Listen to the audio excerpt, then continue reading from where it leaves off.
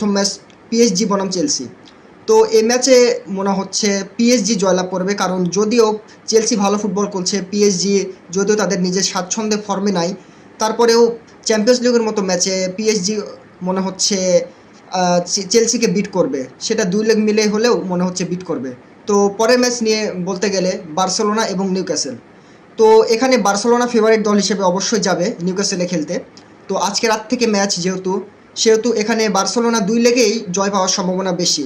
অর্থাৎ বার্সেলোনা এখানে দুই লেগেই জিতবে বলে এবং কোয়ার্টার ফাইনালে চলে যাবে বলে আশা করা যায়। তো তারপরে ম্যাচ আসে গ্যালাতাসারাই এবং লিভারপুলের মধ্যে। এখানে একটি রোমাঞ্চকর ঘটনা আমরা দেখতে পেতে পারি, কারণ গ্যালাতাসারাই তাদের হোম গ্রাউন্ডে বরাবরই শক্তিশালী।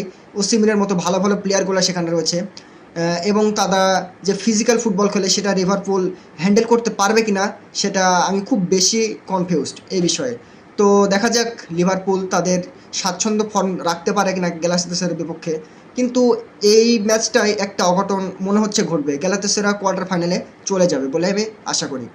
তো তার পরবর্তী ম্যাচ অ্যাটলেটিকো মাদ্রিদ ও টটেনহামের মধ্যে।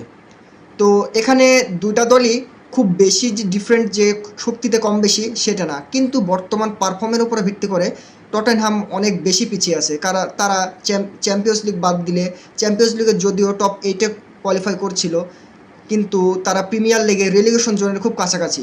তো এখানে অ্যাটলেটিকো মাদ্রিদ বর্তমান ফর্মের বিচারে কোয়ার্টার ফাইনালে চলে যাবে সেটা আশা করা যায়। তো তারপরে বড় এক্সাইটিং ম্যাচ যেটা রিয়াল মাদ্রিদ এবং ম্যান সিটি, যেটা ইউরোপিয়ান ক্লাসিকো নামে পরিচিত। এবারে বর্তমান ফর্ম বিবেচনা করলে রিয়াল মাদ্রিদের অবস্থা খুবই হতাশাজনক। তারপরেও তাদের কি প্লেয়ার্সগুলো যেগুলো তারা সবাই ইনজুরিতে, যেমন বেলিংহাম, রদ্রিগো, বড় বড় সিটির সাথে ভালো খেলে সবাই ইনজুরিতে। ম্যান সিটি অন্যদিকে অনেক ভালো ফর্মে আছে। তো বর্তমান পারফর্ম বিবেচনা করলে রিয়াল মাদ্রিদ কোয়ার্টার ফাইনালে যেতে পারবে না, সেখানে রিয়াল মাদ্রিদকে বিট করে ম্যান সিটি যাবে বলে আশা করা যায়। তারপরে যে ম্যাচটি হচ্ছে বোর্ডো এবং স্পোর্টিং। এখানে দুটা লো কোয়ালিটির টিম হলেও দুটো কিন্তু কাছাকাছি শক্তির দল। তো এখানে স্পোর্টিং মেবি বোর্ডোর যে রোমাঞ্চকর রান চলছে এই চ্যাম্পিয়ন্স লিগে সেটা মনে হয় বিট করবে, এবং স্পোর্টিং চলে যাবে রাউন্ড অফ 16 পার করে কোয়ার্টার ফাইনালে।